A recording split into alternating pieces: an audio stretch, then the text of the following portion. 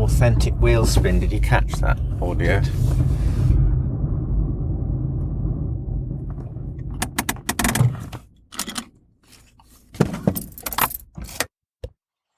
This is the cottage, Gethley, where my dad moved in with the Brookses in 1953, soon after the coronation, with the intention of writing. And he was here how long? For about a year. Unfortunately, the writing didn't quite pan out, and he was effectively ejected from the premises. I am desperately unfit now to take my chance with life. I am a prisoner in hiding, a prisoner of war. I cannot venture forth until the war is over, the war that is being fought with my soul for terrain and my heart.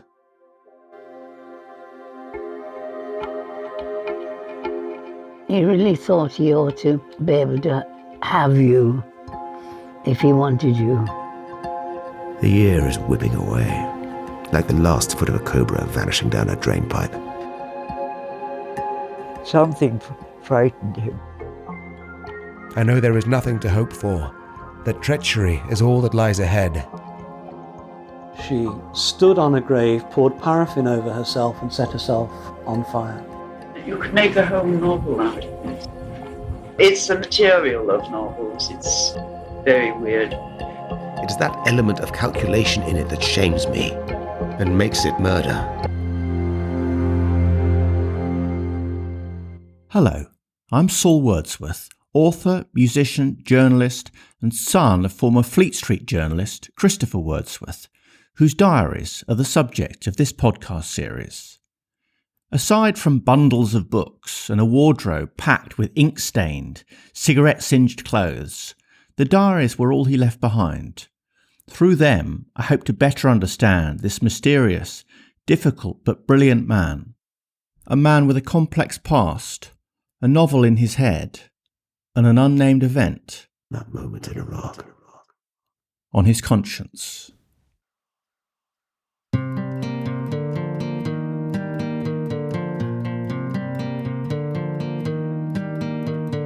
At the end of the previous episode, my father, 38, divorced, penniless, and with 2 children left behind unsupported, was about to make the move from London to Snowdonia, North Wales, to a cottage rented by Eleanor and Jeremy Brooks, at the suggestion of Jeremy's brother, where he could work on his novel.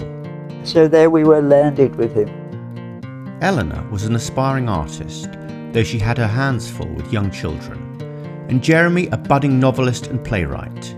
Both were in their mid-20s.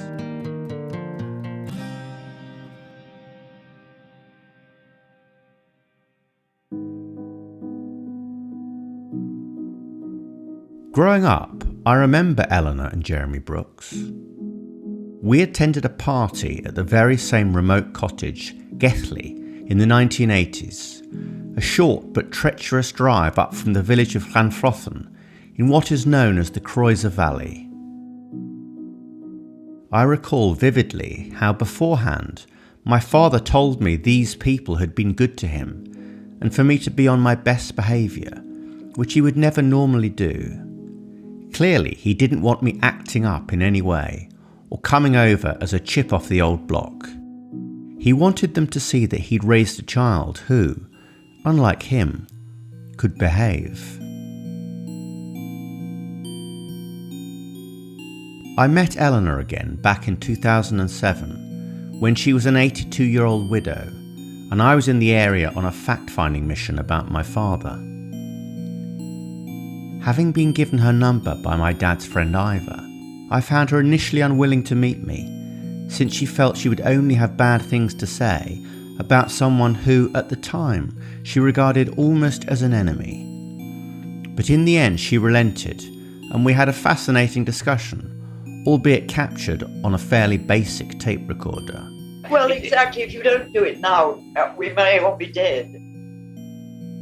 When in 2021, I decided to turn the diaries into a podcast series, I rang Eleanor, seeking permission to use the audio from our interview, though ostensibly it was to find out whether she was still alive.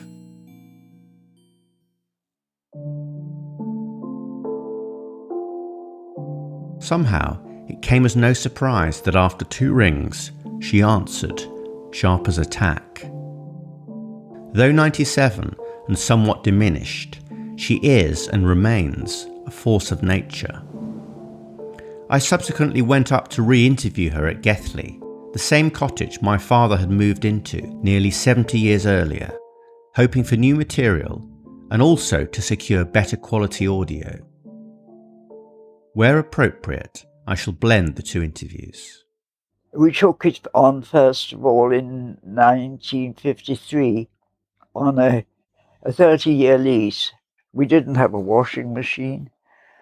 We didn't have, for the first year, we didn't have electricity or running water, with just sort of rag rugs on the floor, and no heating except the open fire. We were a bit crazy. I think we'd been here 2 or 3 months before he came. And we arrived in June. And the coronation celebrations and the scent of embers were being celebrated too. Taking in strangers was very much the kind of thing people did in those days, especially in the country. There was a post-war idealism, particularly amongst artists, and it didn't cost an awful lot to live if you had somewhere cheap, like the Brookses did. When my father fetched up at their door, it was the first time they'd set eyes on him, but they welcomed a fellow writer, not least because they thought an extra pair of hands would be useful. But as Eleanor told me, that's not how things panned out. He looked after the fire because it was the only... he was very naughty, he really was. But he would get firewood because it immediately affected his immediate comfort. And then he'd sit by the fire, stoking it up. He wouldn't know any gardening or cooking or washing up or anything. He was very naughty. When asked to garden, he would reply simply, "It's not my garden." When requested to help with the washing up, he would say, "It's not my kitchen." The tone was set. And he was very, very angry and frightened when he came here. You could see it in his eyes. He'd been very hurt by something or damaged, or he'd done something wrong himself, which has made him very frightened about retribution. I know, but I don't know what happened, you see. I don't know why he was so like that. He was a desperate man.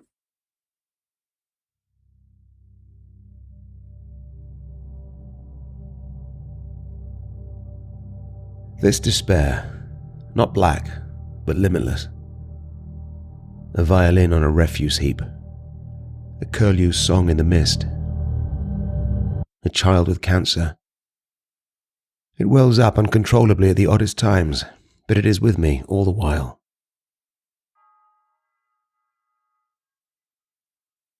With a war and a wife already under his belt, and perhaps some unknown or unnamed event on his conscience, my father cut an awkward, difficult figure at this time, certainly around Eleanor. She describes him as a glowering presence, not be easy in his stance, and emitting a steady stream of sarcastic invective, apparently unable to stop the bitterness from seeping out. He was, she said, in a bad way. He was like a wounded bull. He wouldn't be pathetic. He wouldn't allow himself to show as pathetic, as needing sympathy. He was too proud, I suppose, for that, yes.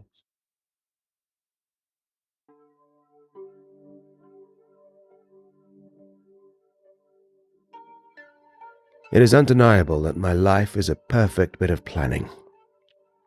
I have been broken right down to my component parts. It has been a most intricate piece of work, every apparently disconnected incident contributing to the meticulous pattern. So deft, so devious that it must have a purpose. Perhaps to cut my moorings and set me adrift in a cockle's hell of thoughts and words. Make a writer of me in spite of everything.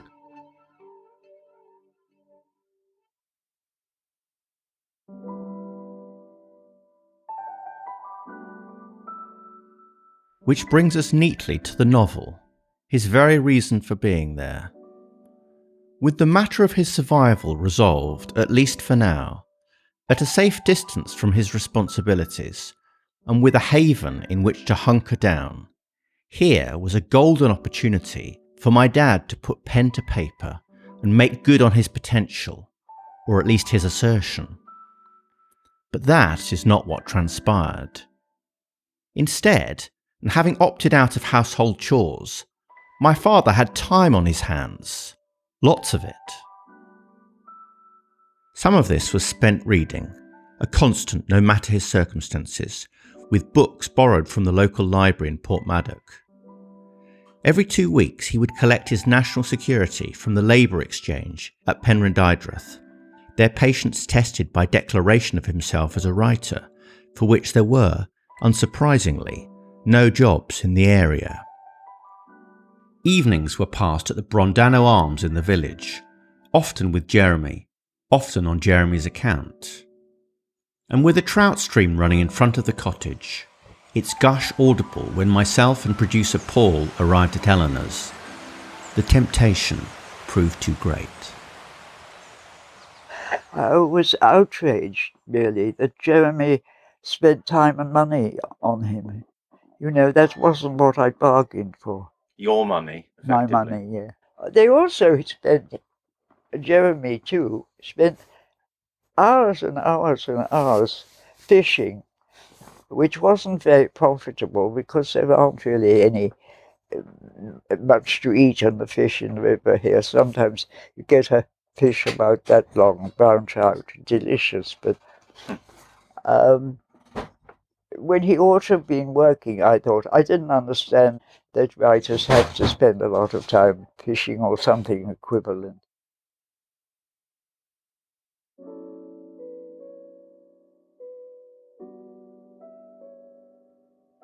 Where in fact have I ever felt I belonged? In the dark with my darling and fishing the upper Wye. Fishing for trout in a peculiar and haunted river.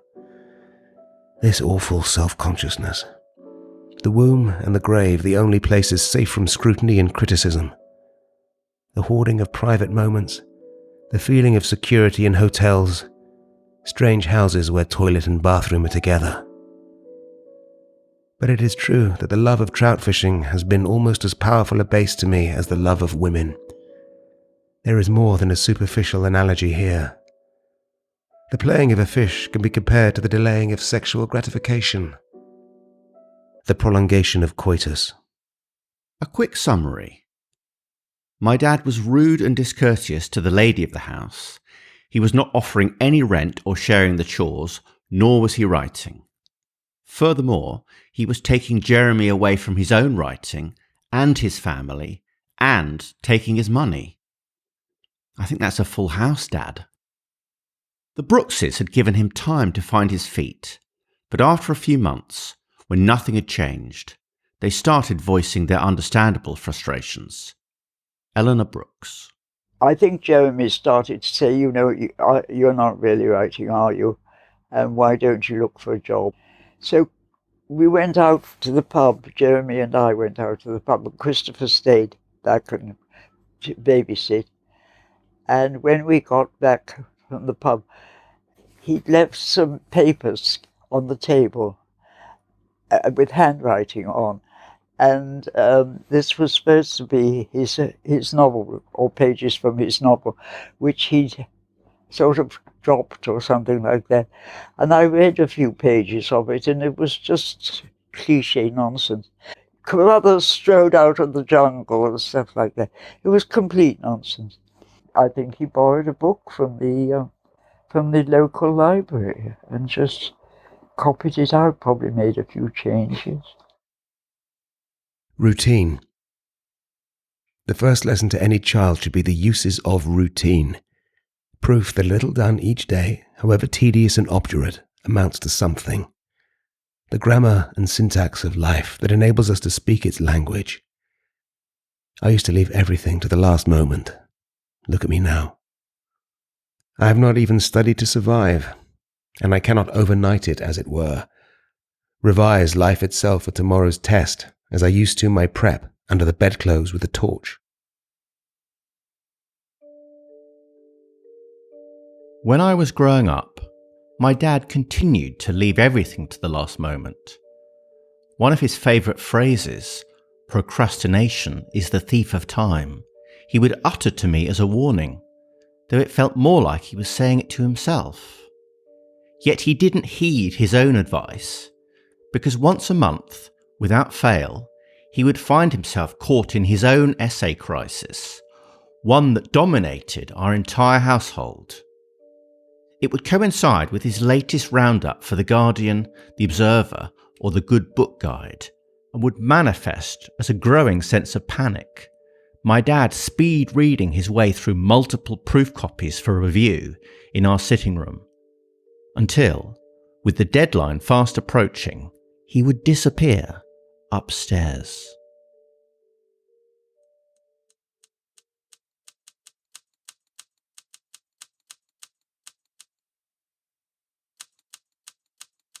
It's early morning, 1983, and my 10-year-old self is taking a cup of tea to my father's study at the back of our Harpenden home. He has been up for 2 whole days and nights, working on his latest review piece. Aged 69, he suffered a heart attack the year before. Since the early hours, the house has been filled with the distinctive sound of 2-finger typing. I knock and enter. The air hangs heavy with tobacco. The right side of his face is tan with nicotine from the perpetual corkscrew of smoke emanating from the cigarette that sits characteristically on his lips, but remains forever uninhaled. I place the tea next to him and collect the empty cup, but he is so deep in concentration, he's unaware of me.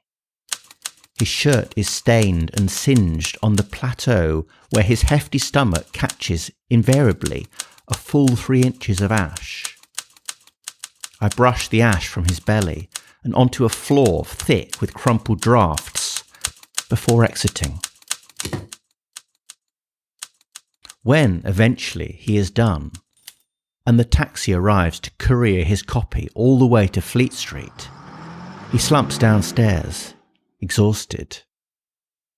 He turns to me and says, "This isn't proper writing, you know, old son." Back in 1953, and unlike my father, Eleanor's husband Jeremy, who would go on to become an acclaimed novelist and chief reader for the National Theatre, was writing hard. In fact, unbeknownst to my dad, he was fashioning a comic novel whose central character, Oliver Earle, was very obviously and entirely based on him. The Water Carnival was to be Jeremy Brooks's first published work, a fictional reimagining of the Croiser Valley relocated to an island just off the Thames, and featuring, with name changes, all the local characters. In it, Jeremy mimics and lampoons my dad at his most pompous, whilst leaving the door open to the possibility that maybe, just maybe, he may actually one day make something of himself. The world has let loose its dogs on me, and they have torn the fabric of my life to tatters. All I have left is the knowledge of my own uniqueness. That, added Oliver, and my talent.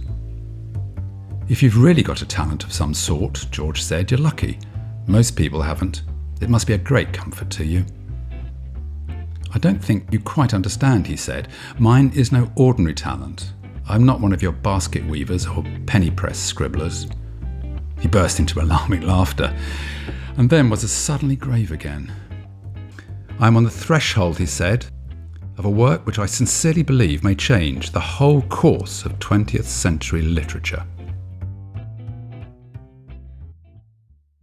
The acceptance of the Water Carnival by a London publishing house was the cause of a memorable incident down at the English local, the Brondano Arms. Was it always called? Is it Brondor? Yeah. No, well, it's pronounced the Brondano Arms, but it's known locally as the Ring. It's where, in particular, the English contingent, the English visitors used to drink. So my father, with the likes of Philip O'Connor and John Jones and Jeremy Brooks used to come here. Are you open? Yeah. Okay, great, thank you. Thank you very much. This is the site of the often quoted incident where my dad was playing darts. Jeremy went to the pub. Christopher was in the pub playing darts, as usual. He earned a lot of beers, I think, playing darts. 60.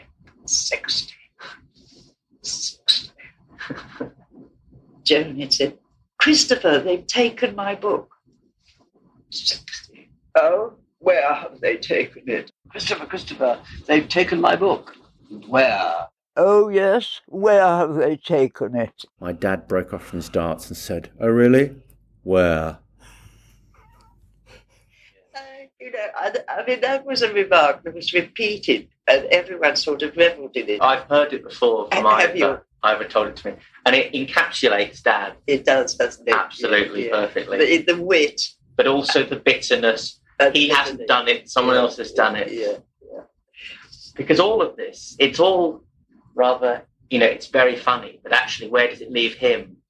Well, actually, you see, he doesn't come out of it badly in a way, because really what it is a nakedness. Mm. And the really bad people in this world manage to cover up and use their badness, their anger, for evil purposes. He never did that. No, it all just came out.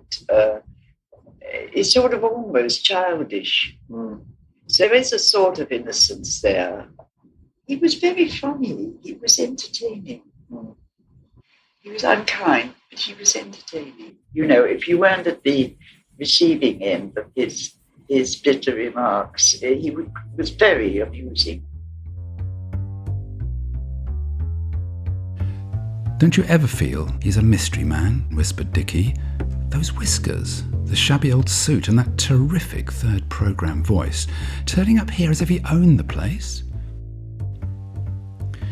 Privately, I had to admit that I felt the man's fascination as much as anyone. And yet, having had closer contact with him than they, I knew, or thought I knew, that in reality, he was nothing to get excited about.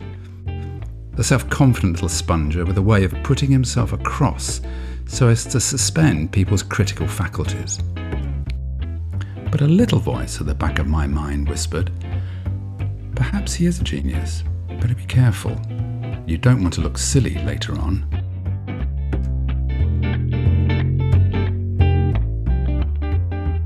What'll it be for you then, Paul? Yard of ale? I don't think so. Are you having a drink? No, I probably won't.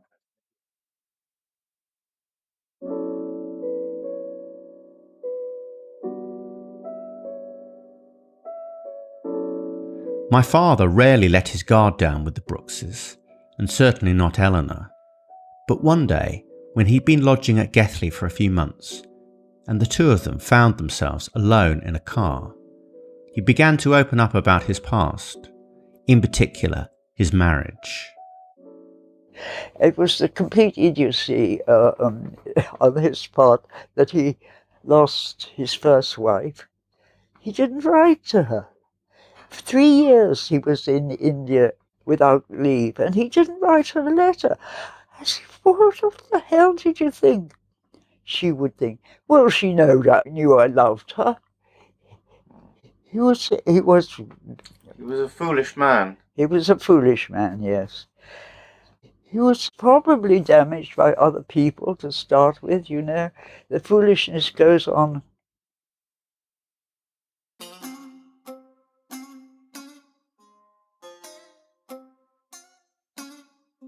My heart crying, my soul sighing for Joan in the Orient, for a second chance with each.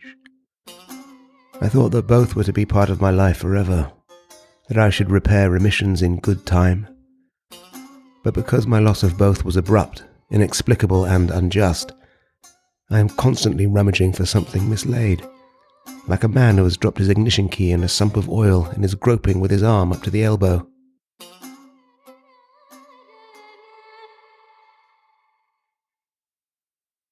Now, didn't someone mention fishing? Hello? Hi, Francis. Mind your head.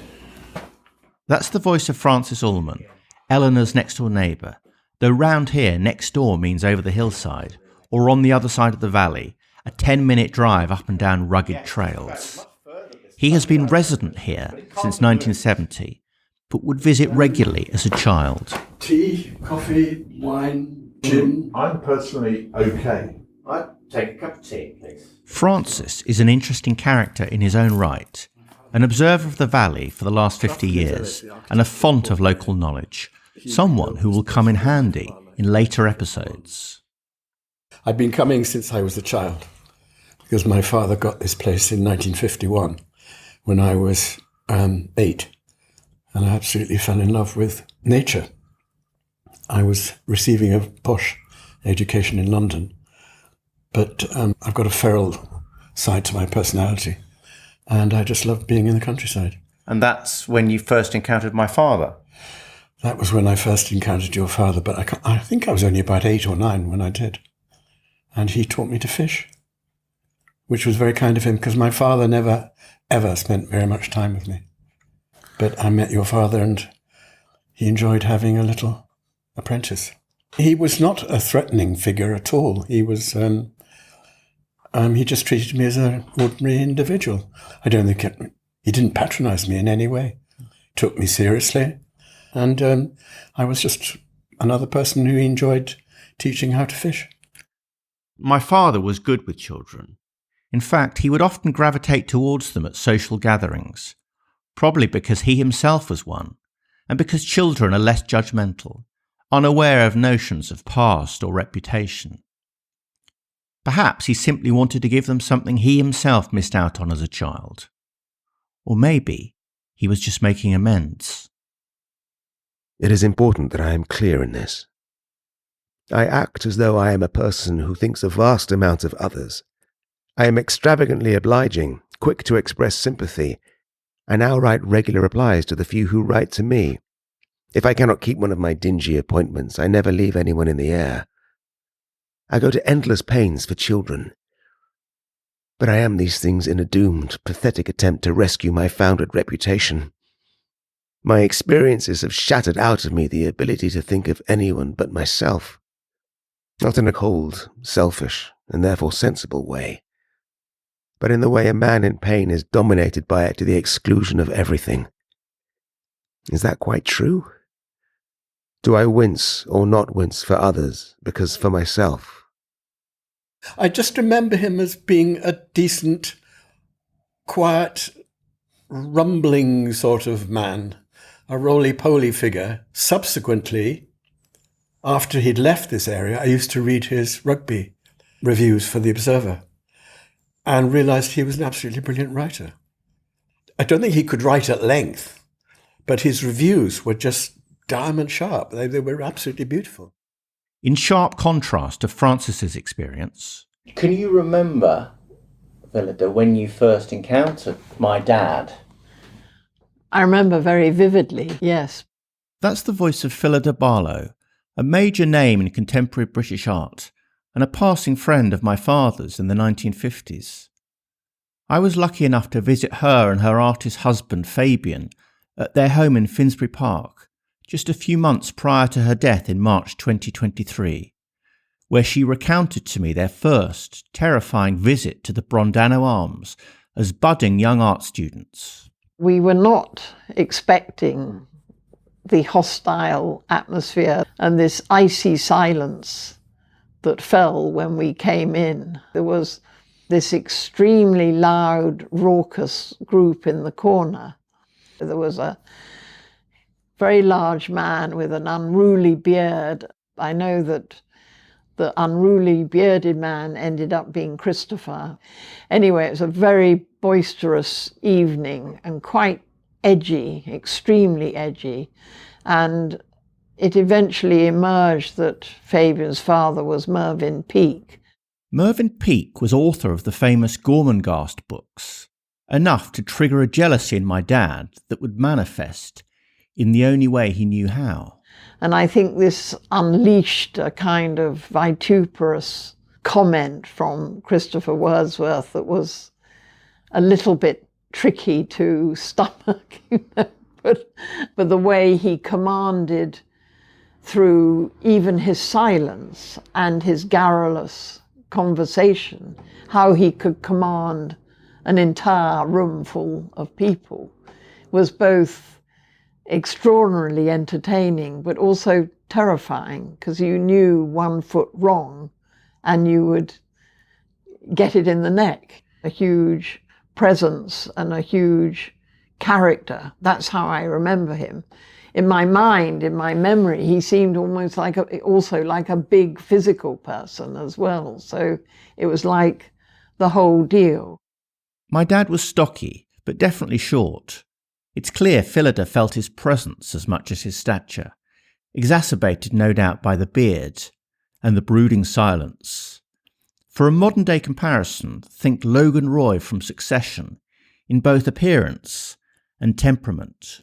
I don't think I ever quite gathered what Christopher Wordsworth did, but then as time went on, I became familiar with his writing in the papers and things, and it was sort of very thrilling to think that we had encountered him at that time. But there was a sort of tribal atmosphere in the Croiser Valley that was not entirely comfortable.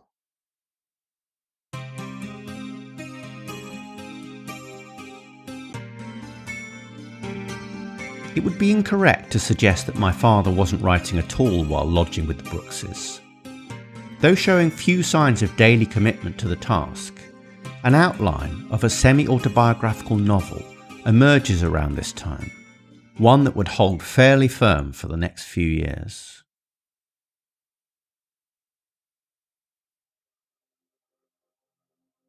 The essence is this: a creature, melodramatic, lost in fiction, hypersensitive regarding himself, repeating the errors which have brought him to his present state, so that this book is a microcosm of his past life, but able to stand wryly apart sometimes, lucky him. A very, very deep love of the best writing, and intolerance of the pretentious, an unerring instinct for the pretentious in people as well, misanthropic by experience but not in practice, country lover, self-destruction theme, the incoherence of his own thoughts about himself, the total inability to understand others, the still sad music of concupiscence, an object of laughter, pity, but sufficiently robust occasionally to turn the tables. By the end of Diary 1, certain themes have begun to emerge.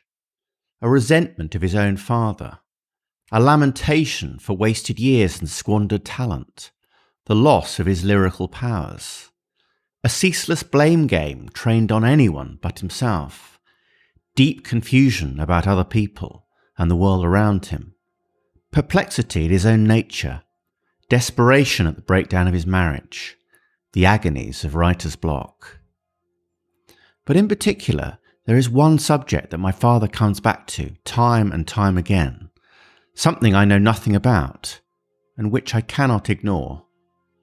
An unnamed event that took place during the war while he was stationed in Iraq. More than any other in my life, I have been the prisoner of two events: striking a pregnant Joan, and that moment in Iraq. And there is an interconnection. At least the guilt of one hampered my maintaining my innocence, come what may in the other. Above all, the two calamities of Iraq and Joan, so complementary, destroyed any creative impulse, and left me with just the idea of myself as a writer, a hull without sails or engine. The instinct to break cover, to shout, "Here I am," in order to avoid the terrible moment of discovery, the pounce that Adam felt among the leafage. Hence, Iraq. I wondered if he had something on his conscience, or was actually afraid of something catching up with him. But it does seem that he didn't have less opportunities when he came out of the Indian Army than anyone else would have. So he made a mess somewhere, I think, of something. Something frightened him. I wonder if you can help me. Sure. My father volunteered for the Indian Army during World War II, and he was posted to Iraq. I found his Indian Army details in your books here, but I can't seem to find any reference to Iraq. I visited the British Library in the hope of trying to discover what exactly happened in Iraq. His records in the Indian Army files were fairly basic, but then they asked if I'd like to see his war record, which was residing in their vaults. I had no idea such a thing existed. Of course, I said yes. So I'll come back in about an hour then? Yeah, just go in about an hour, just go directly to my colleagues there and they will issue to you, show your card, and they will tell you where to sit and you can take pictures of it. Thank you. Okay. What I uncovered at the British Library is for the next episode.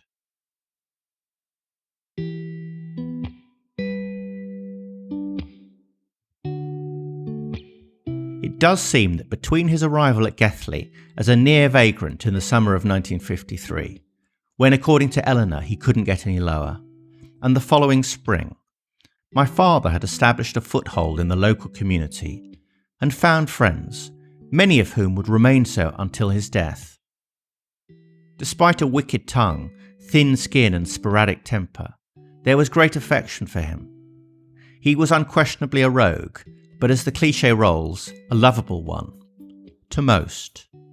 Not Eleanor, but then she probably isn't the best introduction to my father, as she witnessed him at his lowest ebb, apparent in his inability to pull his weight, and offers up a picture of my dad I don't quite recognise.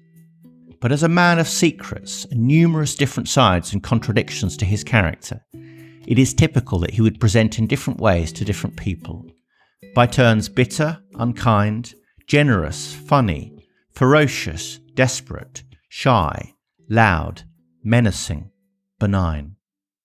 Well, he was a delightful source of gossip. I mean, people revel in that kind of thing, particularly in the country where, you need some characters, don't you? So he was a character.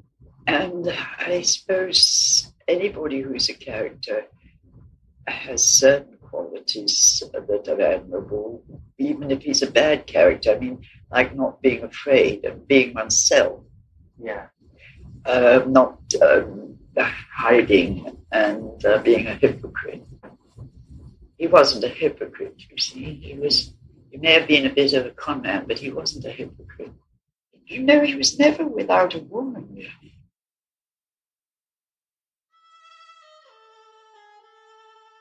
After less than a year, my father's time with the Brookses and their patients had reached its limit. Eleanor used the impending arrival of their third child to ask him to leave. In true melodramatic style, he records what I take to be this moment in his diaries. Today, the 2nd of the 4th, 1954. My affairs tilted perceptibly beyond the angle of safety. The subterfuge was harmless and transparent enough, but people always distrust those whom they deceive and despise those taken in by deception. I am filled with the sense of having experienced it all before. I know the tiniest forms of life that animate such a situation, the infusoria, the medusa, daphnia of such relationships. And beneath all the currents and eddies of vacillating opinion flows the stream of my conviction, broad and deep, that people are savage, avaricious and trivial, and that my relations with them are doomed to worsen day by day and stage by stage. According to Eleanor, my dad was extremely angry and bitter when she asked him to leave. To soften the blow, Jeremy Brooks had lined up a job for him at a cafe in Portmeirion. Eleanor describes him as looking stricken with terror as her husband prepared to drive him to the interview. But he secured the job, a position that came with a room, though his duties were unclear. I don't quite know what he did. There were certain things he couldn't do because he had no shoes. Right. The most respectable footgear he had was a pair of Wellingtons. Shoes or otherwise, My father settled into his job, pretty much the first of his life, aged 39. But he wasn't there long. At this time, above all, I need a woman, for the reality of passion and as a helpmeet. The fact that I allow my present circumstance to veto this, and defer such an acquisition to a vague later period when things have righted themselves, shows how I have let myself be dominated by the pattern of mundane trivialities. It was indeed a woman, a beautiful American heiress no less, who was about to insert herself into his life. He had this extraordinary thing with Sue Russell. A woman who also happened to be the daughter-in-law of Bertrand Russell, Lord Russell, Nobel Prize winner and one of the most famous men in the world.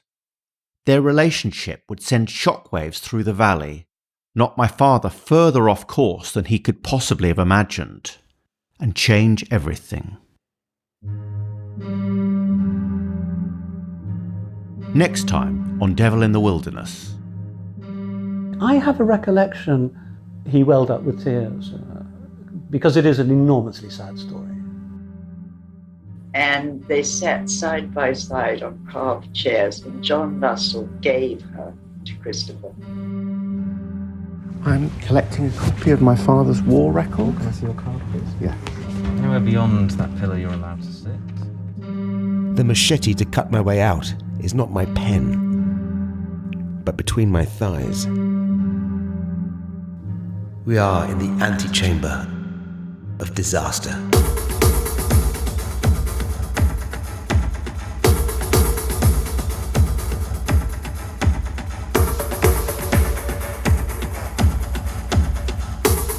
Devil in the Wilderness was written and produced by me, Saul Wordsworth. I should be homesick if I had a home to be sick in. Original music from the series, such as this track, is also by me and is available on Spotify and other streaming services. Links in the show notes. Something frightening. The executive producer of the series is Paul Kobrak. The voice of my father is performed by Chris Porter. It is as if something in my head has given way to let in that cold, grey mist. Excerpts from the novel The Water Carnival by Jeremy Brooks are read by Ian Pollock. He could never have been what he wanted to be, which was a great novelist, because he was too self-absorbed and self-obsessed. There was no other subject but himself, really.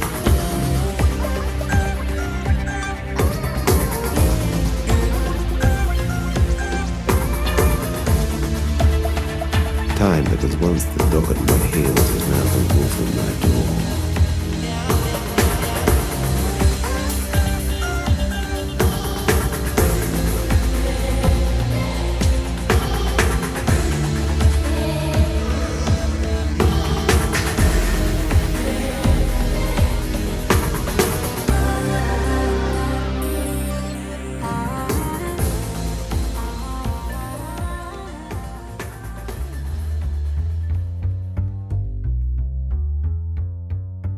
How do you propose to shift him? Continued Dickie. Have you ever tried even talking to him about the future? It just isn't possible. It's like trying to get a grip on a piece of wet soap in a hot bath. I know he's pompous and belligerent and all that, but there's something rather appealing about his helplessness. He can't do a thing for himself, you know, not a thing. All his background and education have fitted him for a life in which there would always be a sufficiency of money. And now he finds himself without any. He's like a lost child. What's the use of having your head stuffed full of Latin and Greek quotations if you can't sew on a button? My head, said Dickie, is equally stuffed, but it hasn't prevented me from learning how to sew on a button. Ah, but you don't think you're a genius.